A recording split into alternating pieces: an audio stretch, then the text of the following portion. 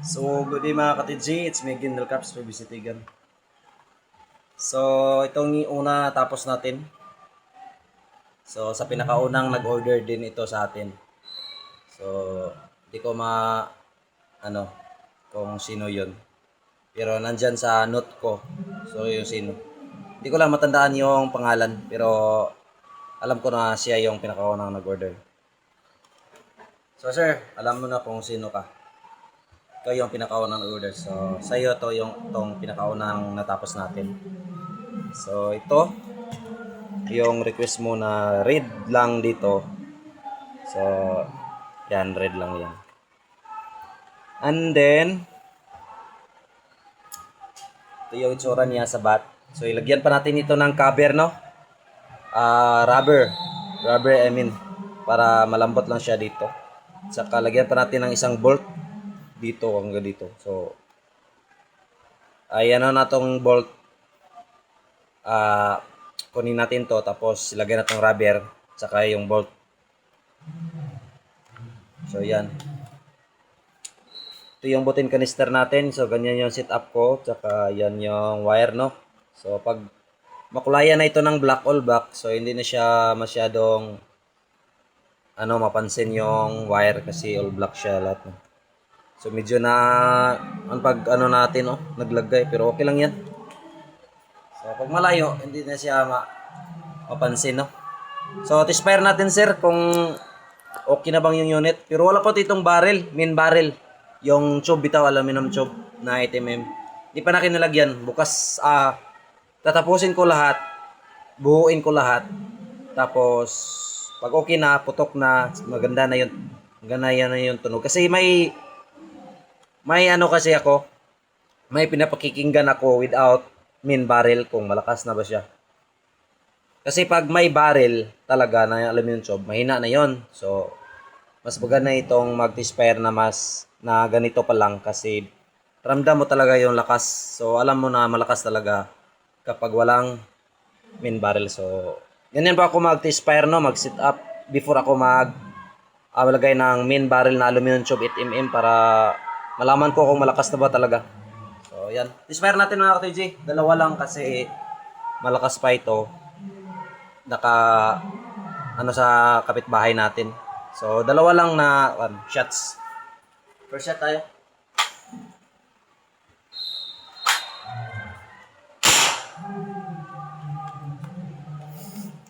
Ang lakas talaga pag walang barrel, no? So, yun mga ka-TG. Tapos, so malambot lang itong Moser, oh. So, maganda siyang, malambot lang. Tapos, madali lang mag-replace ng igniter. So, ganyan lang mag-replace ng igniter, no? So, yan. Itong igniter natin. So, wag mo nang putulan, sir. Kung mag-replace ka. So, dapat ganyan mo yung wire. Tapos, silipin mo talaga, sir, na makapasok yung wire sa taas. Kasi pag hindi yan makapasok sa loob, talagang hindi yan mag-spark yung ignition niya. So, ganyan lang, oh. Talagang kan. So, tespire natin, guys. Last one shot. So, paggamit, sir, no? Ganito lang, oh. So, dito ko to sana ilagay yung scope sa ikatlong kanal-kanal. So, ganyan sa ikatlong kanal-kanal. So, ito yung pinakatatlo. So, 1, 2, 3. Katlo dito sa pinakakanal. So, dito ka mag-base, no? Mag-base. So, yan, sir. Kung putok na siya, okay na siya. Then, yung bala, pupunta na sa receiver natin, papasok na. Ang kulang na lang is barrel talaga, yung main barrel natin. So, okay lang kasi madali naman gagawin yung main barrel. Isang araw, tatapusin yung 8.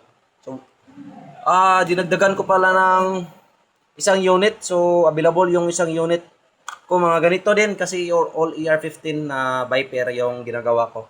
So, may isa kong unit na available. ER15 din. So, depende sa kung gustong bumili kung 8mm ba or MP Julin kasi may may available akong barrel na pang MP at saka 8mm. So, ito. Tespire natin. last shot. So paggamit sir, pagkasa mo dapat naka full cock, tapos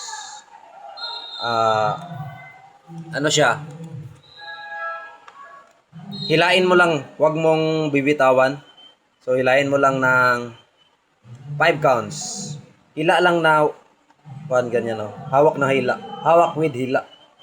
1, 2, 3, 4, 5. Balik. Firing.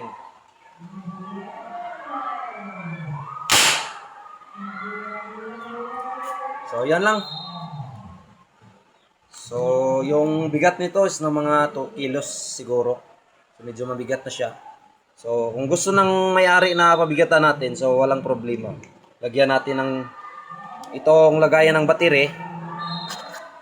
Pwede natin lagyan ng mga tube, no, na metal. So, dito may nilagay tayong metal dito, dalawa. So, medyo mabigat na to.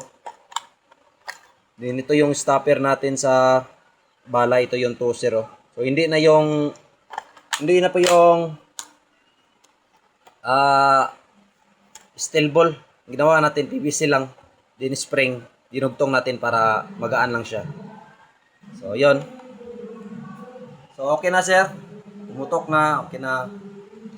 So, yung sa loob, okay na yung setup niya. Hindi na siya hindi na siya paikot-ikot. So, naka-intact na talaga. At yon, may nilagay tayong marking dito, sir. So, itong pinakamalaki, dapat sa gitna yan. Diyan din, oh. So, dyan sa gitna. So, hindi pa natin nalagyan ng screw ito, ah. So, kaya na ganyan yung itsura niya. So, may marking siya, dapat. So, kanang yang maliit, tatapakan ko pa yan. Tatapalan. Tapos, yang malaki, ito, kung naka-white, naka-sintro talaga dito. So, yan nilagyan ko ng marking para soon, if mag-zero tayo ng scope, pagdating ng unit dyan, hindi na kayo tansya kung anong igpit, igpit yung barrel. So, dyan lang talaga, oh. May marking. So, yan lang para hindi kayo disalign yung scope ba. I mean, yung zero ng scope pagdating dyan soon. So, yung ito, pwede siya mga 2 years old na bata, pwede siya kasi malambot lang talaga.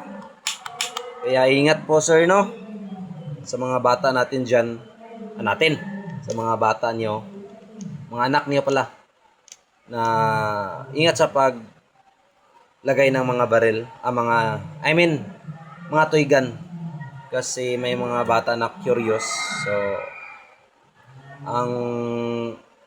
may mga aksidente na ganyan, no, na may bala pala sa loob, tapos nakakarga.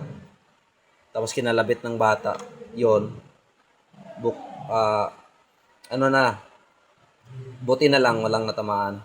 So, ingat na lang talaga sa paggamit, kasi ang toy gun is gagawin nating real gun, no. I-apply natin yung golden rules for gun safety, na natin yung toy gun na always loaded siya. So, ano ba tawag dyan? Basta yung gun safety bitaw na first bitaw na considered a gun as loaded, considered a gun as loaded ba yun? Ang Tagalog niya is basta mo na yun. Basta yun. Kung gusto talaga ng safety, kunin nyo itong trigger, sir, no? Pwede yan matanggal yung trigger para hindi makakalabit sa mga bata or sa mga anak nyo dyan. So, ganyan lang, boss. So, yan po yung pinaka-safety ng ating laruan. Tanggalin ito. Pwede tanggalin itong barrel. Magasin. Yon, kasama na yan sa yung kung sa ng barrel, no, ang mga laruan ba. Kung sa totoong barrel lang. So, ilagay no yung magasin sa ibang lagayan, at ang barrel. So i-separate sila para for the safety na lang din. At pwede ito tanggalin tong igniter para for the safety din ng ito din. Kasi kapag kayo pumuntang bayan o maglalakad kayo tapos naiwan yung mga anak nyo tapos mga curious na bata ba. So pwede itong lang akala nila laruan lang. So laruan lang ito pero for the big boys. Sa mga atin lang ito, mga malalaki na ba, mga adult. So for the big boys talaga yung mga ganitong laruan, no? Kasi yung bala nito, pwede nang maka ano ba tawag niyan? Makabaon sa ating katawan kasi bulitas. So pwede siya makabaon, no? Kaya ingat lang talaga sa paggamit. So marami nang mga aksidente about sa toy gun. Kasi yon hindi natin talaga alam, no? Yung mga aksidente about sa toy gun. So yun lang. Always be responsible sa paggamit sa ating mga toy gun. Kasi para iwas disgrasya ba. So yan lang mga ka-TJ.